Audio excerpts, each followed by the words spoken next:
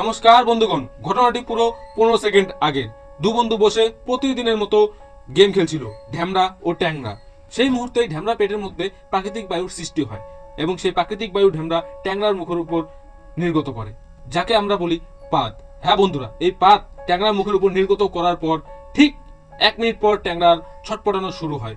ট্যাংরার এই ছটপটানো দেখে আশেপাশে সব লোকজন তাকে নিয়ে হসপিটালে যায়, কিন্তু ভাগ্যবশত হসপিটালে ঢোকার আগেই হসপিটালের গেটের সামনে ট্যাংরার আত্মা ট্যাংরার দেহ ত্যাগ করে। ট্যাংরার মৃত্যুর আসল কারণ কি? ঢ্যামরার পাদের কারণে কি ট্যাংরার মৃত্যু হয়েছে, নাকি ট্যাংরার মৃত্যুর পিছনে রয়েছে বড় কোনো ষড়যন্ত্র? এই সব কিছুর উত্তর আজকে আমি তোমাদের জানাবো এবং পোস্টমর্টম রিপোর্ট কি বলেছে সেটাও জানাবো। তো চলো শুরু করা যাক। তো বন্ধুরা, ঢ্যামরা সকাল সকাল মোবাইল নিয়ে বাড়ি থেকে বেরিয়ে আসে এবং ট্যাংরাকে গেম খেলার জন্য আহ্বান জানায়। ট্যাংরা এই আহ্বানে সাড়া দেয় এবং বাড়ি থেকে সেও মোবাইল নিয়ে বেরিয়ে আসে। প্রতিদিনের মতো তারা বাড়ির পাশে এক রিংয়ের উপর বসে গেম খেলা শুরু করে দেয়। ঠিক সেই মুহূর্তেই ঢ্যামরার পেটের ভিতরে প্রাকৃতিক বায়ুর চাপ সৃষ্টি হয়, অর্থাৎ পাদের সৃষ্টি হয়। এই পাদের চাপ ঢ্যামরা সামলাতে পারে না এবং মজার ছলে ছলে সে ট্যাংরার মুখের উপর নির্গত করে।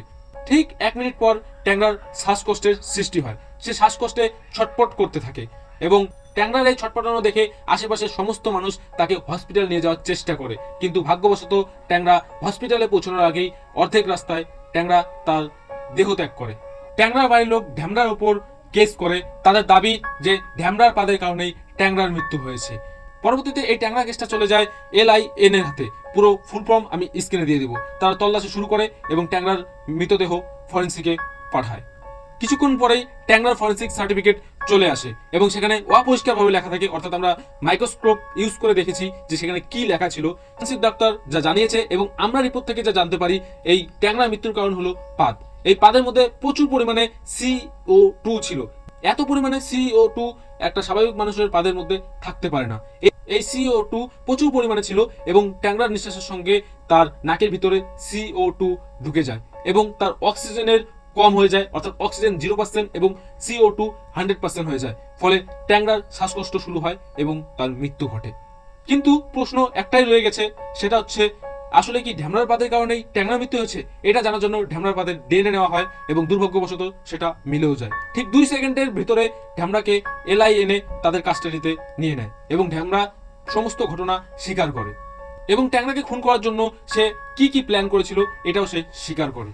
ঢ্যামরা এটা জানিয়েছে যে সে প্রত্যেকদিন ট্যাংরার সঙ্গে গেম খেলতো এবং গেম খেলার পর প্রত্যেক দিনই সে ট্যাংরার কাছে হেরে যেত, কারণ ট্যাংরার গেমিং স্কিল আপ লেভেলের ছিল।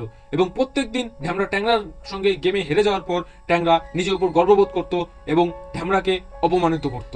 ঢ্যামরা ট্যাংরার এই অপমান সহ্য করতে পারতো না এবং সে একদিন প্রতিজ্ঞা নেয় যে এর প্রতিশোধ সে নেবে এবং ট্যাংরাকে খুন করার সে প্ল্যান বানাতে থাকে।